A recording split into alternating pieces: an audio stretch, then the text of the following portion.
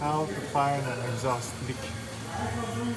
So we have here replacement of the gasket, but the customer is still complaining about exhaust noise. But as you can see, I just use soap and water. I'm gonna spray more some water and soap and momentarily block the flow. So you can see that it's still leaking from there. Okay, so that's it, guys. It's just quick and easy verification if there's still an exhaust leak.